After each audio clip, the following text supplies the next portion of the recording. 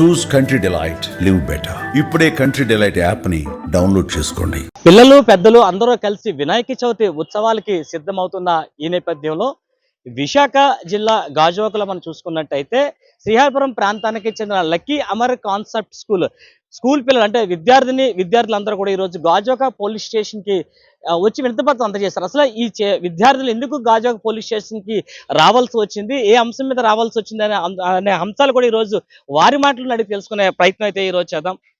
చెప్పండి అన్న, నీ పేరేంటి? నా పేరు ఐశ్వర్య. నేను 8వ తరగతి చదువుతున్నాను. ఎందుకు ఈ రోజు గాజువాక పోలీస్ స్టేషన్ కి మీరు వచ్చారు? వినాయక చవితి సమయం అప్పుడు చాలా పెద్ద పెద్ద డీజేలు పెడుతున్నారు. భక్తి పాటలు కాకుండా అసభ్యకరమైన పాటలు పెడుతున్నారు. అది కూడా నైట్ పూట కూడా చాలా పెద్ద పెద్ద సౌండ్స్ పెట్టడం వల్ల మా నాన్నమ్మ గారు, తాతయ్య గారు కూడా పడుకోలేకపోతున్నారు. చాలా ఇబ్బందికరంగా ఉంటుంది. ఆ పాటలు కూడా చాలా అసభ్యకరమైన పాటలుగా పెడుతున్నారు.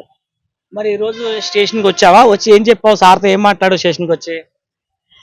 వినాయక చవితి పందిర్లు పెట్టినప్పుడు ఓన్లీ భక్తి పాటలే పెట్టేలాగా చూడమని అడుగుతాను. నీ పేరేంటన్నా?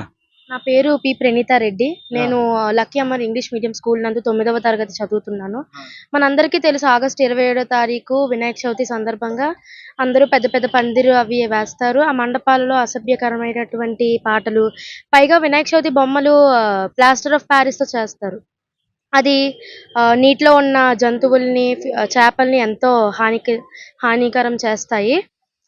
ప్లాస్టర్ ఆఫ్ ప్యారిస్ బొమ్మలు కాకుండా మట్టితో తయారు చేసేటువంటి వినాయకుడి బొమ్మలను ప్రతిష్ఠించాలని మేము కోరుకుంటున్నాం. నువ్వు చెప్తున్నాను, మీరు ఆల్రెడీ 8th, 9th, 10th అంటున్నారు. మీ ఏజ్ లో అందరూ కూడా ఈ డీజే సౌండ్స్ కి వాటిని కూడా ఎంజాయ్ చేస్తూ డాన్సులు చేస్తూ ఉంటారు. కానీ మీరు అందరికీ ఆపోజిట్ లో మీరు స్టేషన్ కి వచ్చి మాకు వద్దు అంటున్నారు. ఏంటి దీనికి కారణం? అంటే దీని వల్ల అందరూ బాధపడతారు కదా. మా వరకు ఎంజాయ్ చేస్తే మా నెక్స్ట్ జనరేషన్ కూడా వాళ్ళు ఎంజాయ్ చేయడానికైనా పర్యావరణం ఉండాలి కదా. దానికోసం పర్యావరణాన్ని సేవ్ చేయడానికి కోసం అని. ఇది ఇక్కడ పరిస్థితి. విద్యార్థుల మాట్లాడే చాలా చక్కగా ఉన్నాయి. పర్యావరణ పరిరక్షణ కాపాడే విధంగా ఉన్న మా సంతోషమే కాదు, భవిష్యత్ తరాలు కూడా అందరూ కూడా ఉండాలని చెప్తున్న పరిస్థితి. అయితే ఈ విద్యార్థులు అయితే ఇప్పుడు వినతిపత్రం అయితే పోలీస్ స్టేషన్ అందించారు. మనతో పాటు ఎస్ఐ గారు కూడా ఉన్నారు. పిల్లలు ఏ విధంగా ఇచ్చారు, సార్ దానికి ఏ విధంగా వాళ్ళకి రిప్లై ఇచ్చారని కూడా సార్ మాట్లాడి తెలుసుకునే ప్రయత్నం చేద్దాం. సార్, విద్యార్థులు వచ్చిన ఈ ఫిర్యాదు మీద వాళ్ళు ఏంటి రాశారు అసలు లెటర్లోని, మీరు దానికి ఏ విధంగా స్పందిస్తున్నారు సార్? అందరికీ నమస్కారం అండి.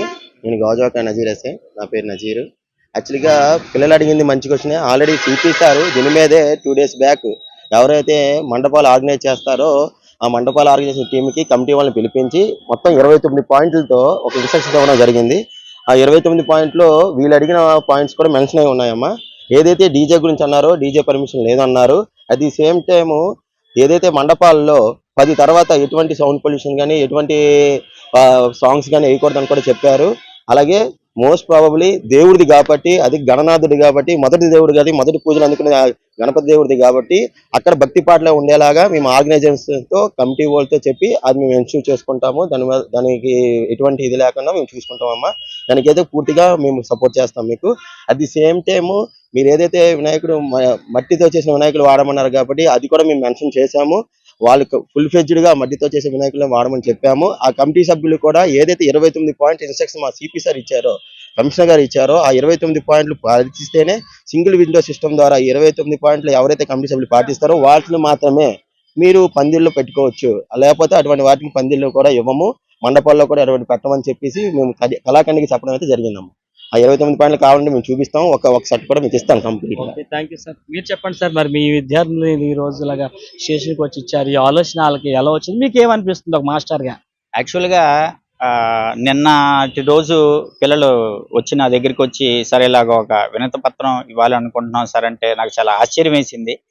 అంటే పిల్లలకి ఎన్విరాన్మెంట్ మీద, పర్యావరణం మీద ఇంత ప్రేమ కలిగినందుకు చాలా ఆనందంగా ఉంది.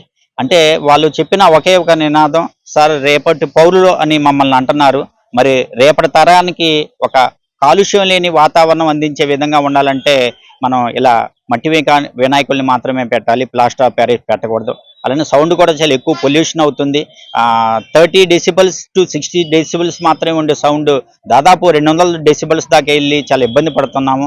మేము రాత్రిపూట చదువుకోవడానికి కూడా ఇబ్బంది పడుతున్నాము. మా ఇంట్లో పెద్దవాళ్ళు, ముసలి వాళ్ళు ఉన్నారు, వాళ్ళు ఇబ్బంది పడుతున్నారని పిల్లలు నా దగ్గరికి వచ్చి ఇలాగా ఒక ప్రపోజల్ తీసుకొచ్చినప్పుడు వాళ్ళకి సరేనమ్మా అట్లయితే మనం ఇలా వినతి పత్రం అందిద్దామన్న ఆ మాటని మనం ఒక పేపర్ రూపంలో వినతి పత్రం తయారు చేసి ఈ రోజు ఇక్కడ గాజువాక పోలీస్ స్టేషన్ కి రావడం జరిగింది. వారు కూడా చాలా చక్కగా ఆ పిల్లలతో మాట్లాడి అదేవిధంగా ఎస్ఐ షేక్ సాగర్ గారు కానీ హజీర్ గారు కానీ వాళ్ళు చాలా చక్కగా స్పందించారు. చాలా ఆనందంగా ఉంది.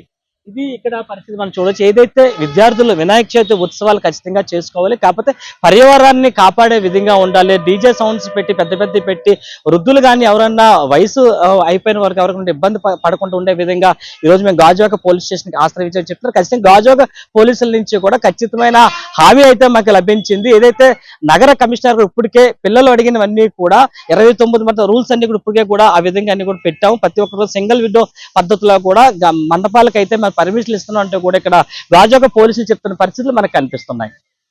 స్టూడియో సుమన్ టీవీలో మీ పర్సనల్ అండ్ బిజినెస్ ప్రమోషన్స్ కోసం కింది నెంబర్కి కాంటాక్ట్ చేయండి.